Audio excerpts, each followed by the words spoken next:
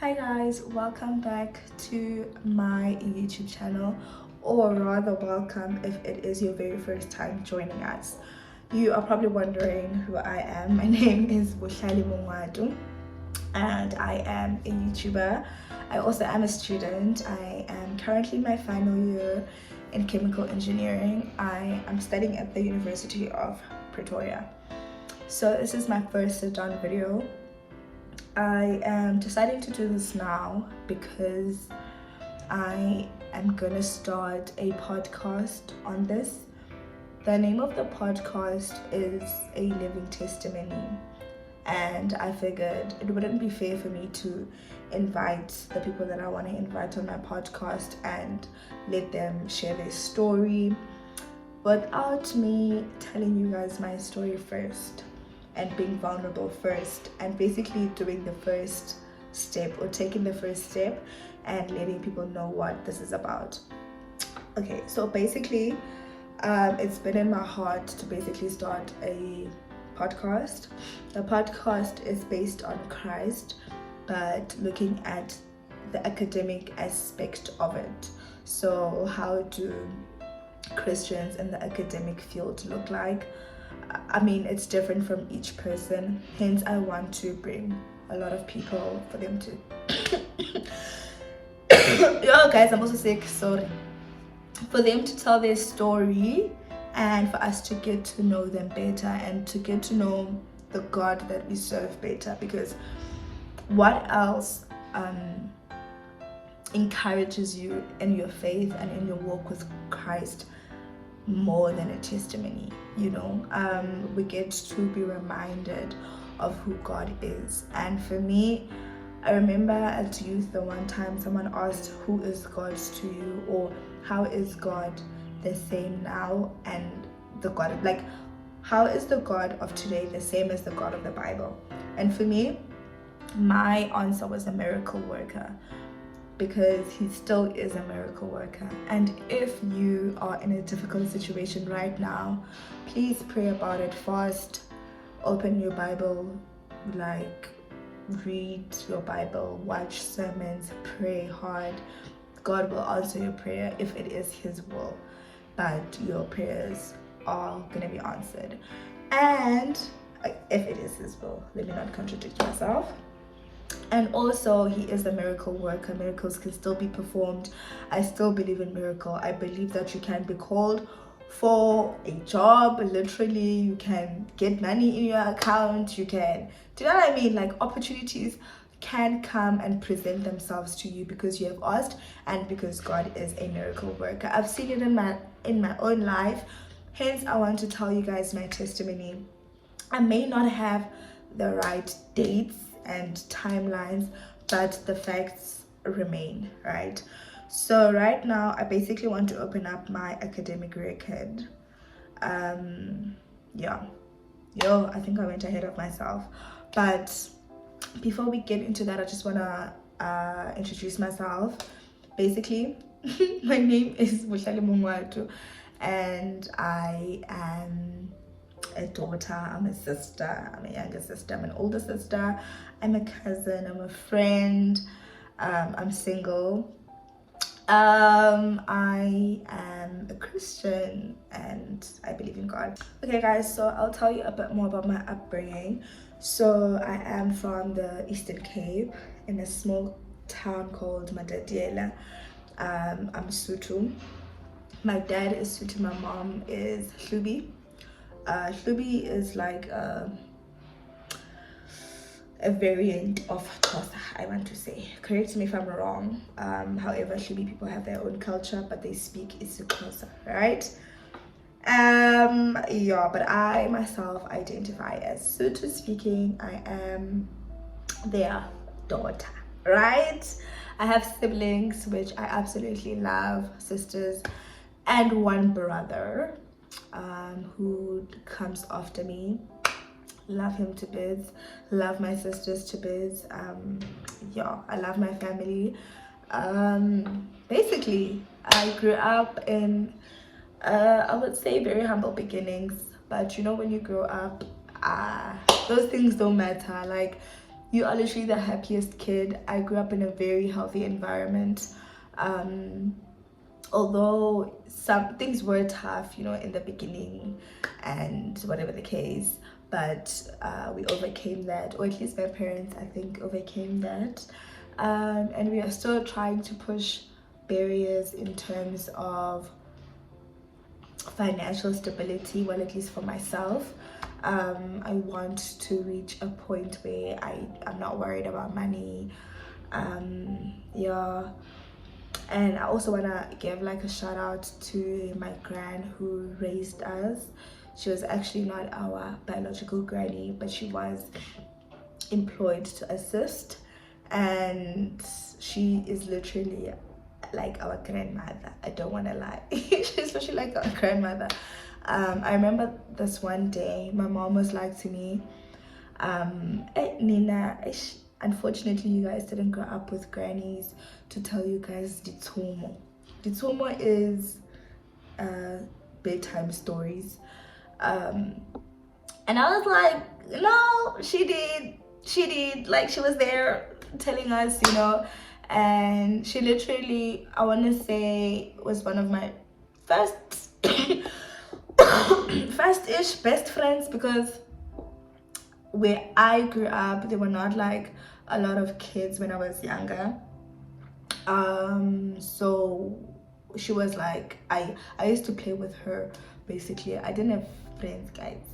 I didn't have friends until my younger brother, like made friends. I would play with his friends. Oh my gosh, lucky loser. But I would play with his friends. At some point or another, I used to follow my sister around and her friends. She used to be so mad. She absolutely hated it. But are you really a little sister if you didn't follow your sister around? Let's be real. Come on now. And finally, I got to a stage where I made my own friends, became that girl, you know, and had my own group. Oh my gosh, finally had an identity. That was a long time coming, hey, cause yeah. But yeah, grew up with my granny. So at home mostly. My older sister went to boarding, so we didn't really see her a lot. We saw her during the holidays. And then at home for the longest time, I remember, was my granny, the one that I'm talking about, mom, dad, my older sister and my younger brother. So there were 5 of us in the household. It was a healthy environment. Loved my upbringing. Went to church on a Sunday, yo, and church day was OMG, like yo. Yo, like my mom would be like low-key angry when we're late, or she'd literally Saturday night go to sleep saying yo, which means that by the time you sleep, you guys must have taken out your clothes for tomorrow. And by taken out means taken out and ironed, ready basically for tomorrow when we go to church. My sister and I, all the time in the morning, rushing, looking for clothes we haven't even ironed. So Sundays were chaotic in the house. But eventually we did make it to church, sometimes on time, most times a little bit late. But on the days where my mom was singing, she would leave us. Literally, she'd be like, nah, I'm out of here. Leave us, go to church, and we'd have to find her in church. Then we would go with my dad. Like, but yeah, it was a bit, we had to fight in the mornings. But when we came back, we'd come back, Sunday lunch, everybody is jolly, everybody left their things at the altar, we are happy, we're taking. And okay, then I obviously went to varsity 2018. That was when my first year was, yeah. Studying chemical engineering. Guys, it's been a journey. When I tell you it's been a journey, when I tell you it hasn't been easy, this is what I'm talking about. It hasn't been easy. Yo, it's been a journey. Yo, like what we were. But anyway, that brings me to my podcast and what it's about, right? And I was still, I think, trying to explain that. So it's basically academically based, based on Christ. In the sense that, for example, I basically want to get to know the type of challenges that people have gone through in their academic space, and how they have overcome that, and how they've seen Christ move in the academic space, right? So I'll go first. I don't want to be the person who just asks people and I'm not vulnerable, you know. So I'll go ahead and be the first to speak about my journey. The name of the podcast is A Living Testimony. So that I think is quite self-explanatory, but for those who are not quite sure, a testimony is basically a trial or a challenge that you have overcome through Christ, with Christ, and you basically tell it to your fellow people, the congregation, your friends, family, whoever. Tell it so that people are encouraged in their walk with Christ and in their journey, right? So cool. My story starts 2018. I know this is a shocker for many people that it's been how many years now? Let me see. No, 2020, 2019, 2020, 2021. When we count time, do we count the year that we start with? Let me say, yeah. 2018, 2019, 2020, 2021, 2022, 2023, 2024, 2025. Yeah, that's more accurate. It's been 8 years, guys. 8 years in school, and only now is it my final year. It's been so challenging mentally, emotionally, spiritually, like physically. Like, it's been so challenging. I don't want to lie. Okay. Let me see. Let me just go to my academic record quickly.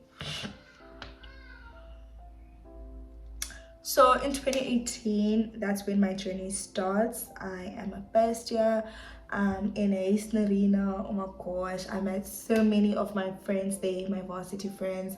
Absolutely adore them. Literally, like, those are like my soul sisters. Love them, love them, love them. That is literally, wow, the highlight of 2018. But also I think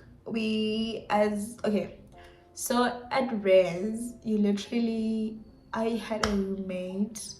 When I first arrived, I didn't have a roommate until someone came. So I was staying by myself like the whole time until I remember my HC came and was like, oh, do you stay alone? And I wanted to lie and say no because I didn't want to share, but then ended up sharing with the very lovely lady Wendy. Still remember her.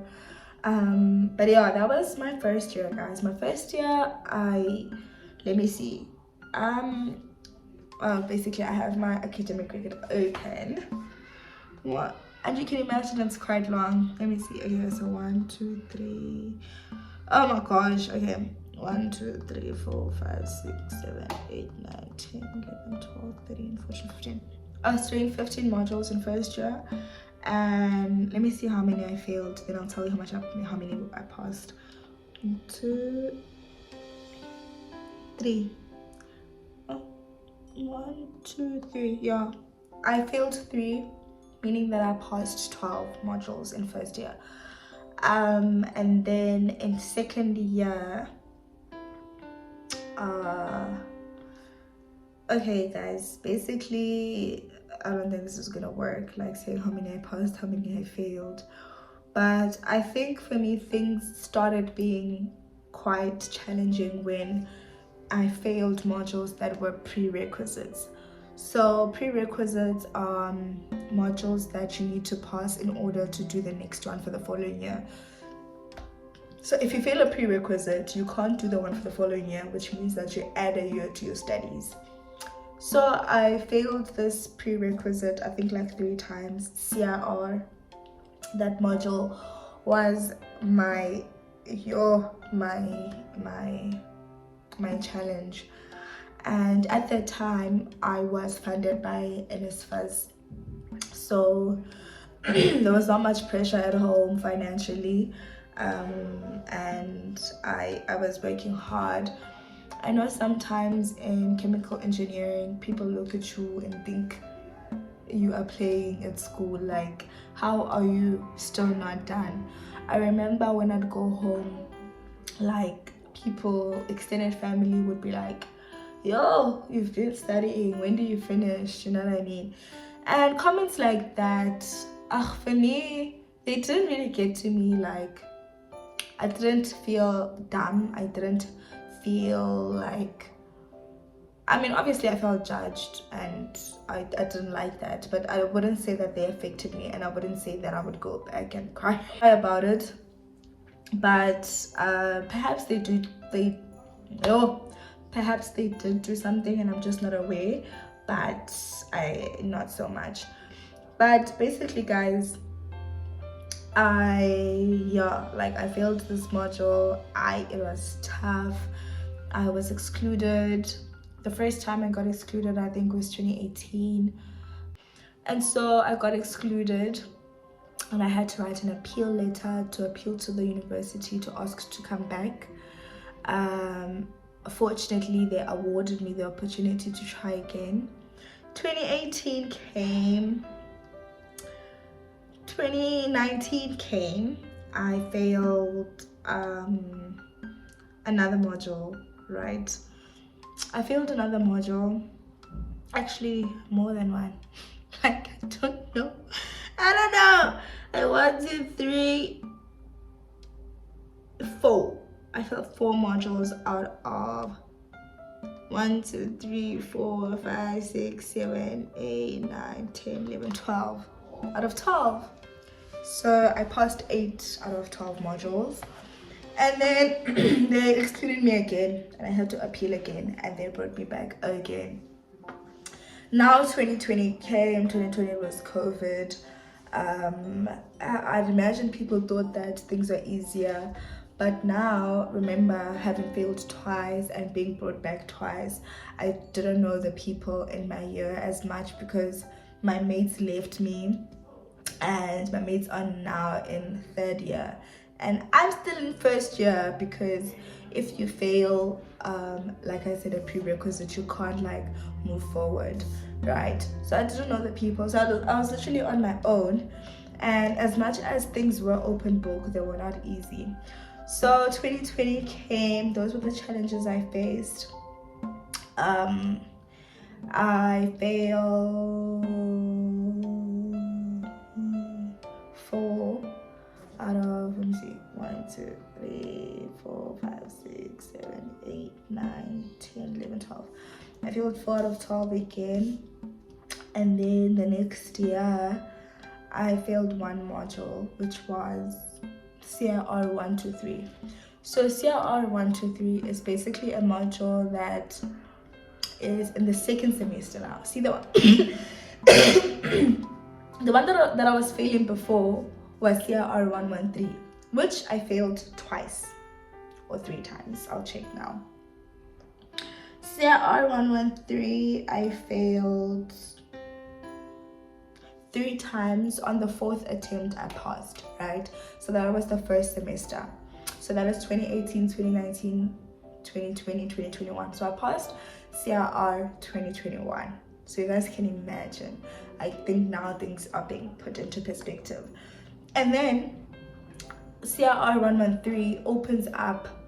If you pass, then you can do CRR 123, which is a 2nd semester module, right? So I failed. So now I passed 2021. Now I passed CRR 113, and then I failed the 2nd semester one. Now I can't do the 2nd year one. Do you understand? So fine. Now this is the only one I failed, which means good for me. I'm doing less failing now. So that's 2021.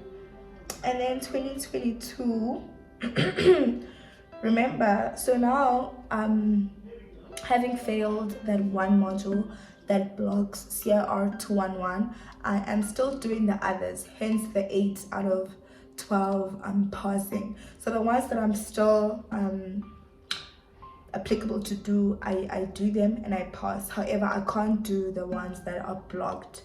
So now in 2022 I literally had 4 modules, because now they were opening up and I had already done the rest. So now I would say I was in my second year, right? So I forgot to mention, I did the extended year program, so my degree is 5 years instead of 4. So in the first year I didn't do CRR at all, and then I only started doing CRR in 2019. So 2019, 2020, 2021. So I actually failed it twice, and on the third time passed, right? Yeah, actually, not me being happy. Yeah, so I passed it in 2021, meaning 2019 I failed, 2020 I failed, and then 2021 I passed CRR 113. But then 2021 I failed CRR 123, right?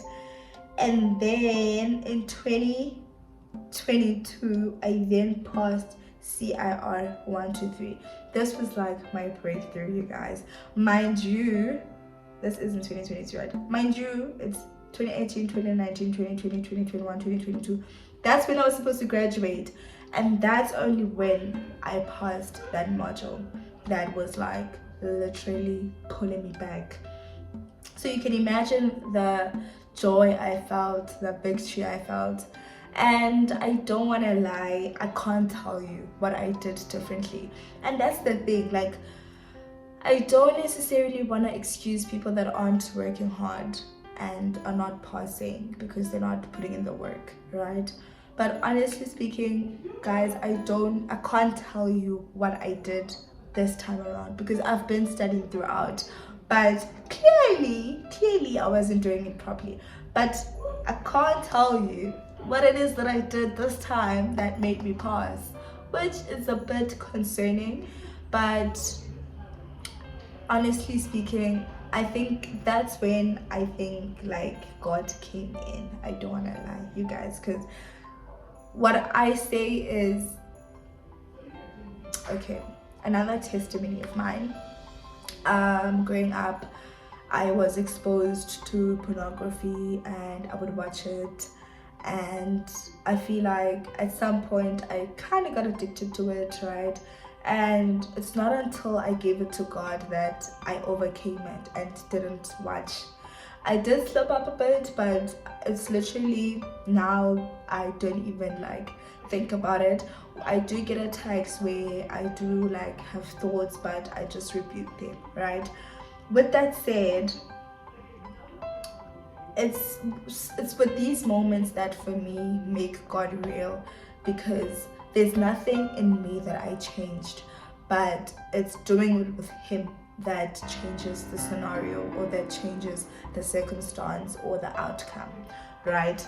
So I can't tell you what I did, literally, but I gave the battle to God. I was like, hi, it's not mine to fight, it's literally yours.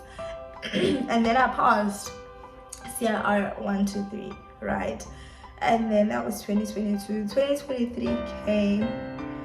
Now the module that I'm struggling with is CHM 226. Yo, guys, this module is called Analytical Chemistry. And I know I struggled with the module because it's like a module that requires cramming. Like, it's a lot of content. And even from high school, my mates will know I cannot cram to save my life. I'm a practical learner. I need to understand what I'm doing in order to implement it. And not understanding is like, what am I doing? And cramming is something that I've never done. It's something that I need to learn. But my brain is like, there's literally a firewall that blocks cramming. And as I'm speaking, I'm realizing also that there's room for me to grow, because how are other people able to cram and get past it? Like, I need to learn active ways as well to adjust and basically adapt to the environment and learn how other people are learning. Do you know what I mean? So cool. now this module is like testing me. And guys, I must add, oh my gosh, 2023, I did so well. The module that was a prerequisite for CRR 211, or rather the module that was a prerequisite for CRR 123, I passed with a 72. Can you imagine? And then I also passed one with 75, which is a distinction. And then the other one I got a 73. Then the other one I got 61. And I only failed CHM 226 that year. So you can imagine, like, there's like breakthrough, I'm seeing the light. I'm like, oh my gosh, finally. Do you know what I mean? And now fine, 2024 came. Right? When 2024 came, oh guys, 2024 was a lot. So then the module that I was struggling with is CHM 226, remember? And now there's a new one, CIR 310. So the 2 and the 3 resemble the year, right? So if I say 1-1, that is first year, 2 something, second year, 3, and so forth, right? So now when I did my third year officially in 2024, I failed 2 modules, which is CIR 310 and CIO 320, which I'm repeating this year with all of my other modules, my final year modules. And guys, when I tell you that CHM 226, I had failed, right? I couldn't write the exam. That's how bad it was. I couldn't write the exam. And then I remember calling Umpile, a friend of mine. I was like, Umpile, this is what's happening. Please pray with me. Please come with me to the lecturer, because because I was repeating the module, I wasn't doing the practicals, right? So my practical mark was not added. So I was like, is there not a chance that they can at least add my practical marks, because I did do the practicals? So wobble. And then we went to the lecturer. He was like, okay, but the important thing is that before going to the lecturer, we sat outside and we prayed. She literally prayed over me. We prayed before I went in. We were like, God, please don't harden his heart, have mercy. We prayed. I was like, close to tears. Fine, I go inside and I tell him that this is what's up. Can the lab manager not add my practicals, because it's normally what they say is you can't add your practicals after 2 years of having done them, but after a year they can. Alright, so after adding my practicals, I then qualified for the exam, wrote the exam, didn't make it, got into the supplementary, wrote the supplementary, and then finally I passed. That's how I passed that one. And then I'm sitting with this monster that is CIR 113, and I'm in my final 310, and I'm in my final year. So now I'm trusting that I can apply for the chancellor's exam and write CIR 310 and pass it. But now we also have CPA, which is a module that we wrote, and I got into the supplementary exam with some of my classmates. And then after getting to the supplementary exam, nobody passed the sub, so we wrote to the HOD asking, can you please basically check for us, because what had happened was our lecturer basically made us view marks, peruse on the day of the exam, and then that is basically not allowed in terms of the UP guidelines. So we then spoke to the lecturer that, hey man, can we meet each other halfway, because this is what happened, and they were willing to come to a compromise and offered us another exam, a special exam, which I will be writing as soon as school opens on the 25th of July. The date today that I'm recording this is actually the it's the 15th of July. So basically, guys, with my story, what I want to say is that for me, God has been a miracle worker.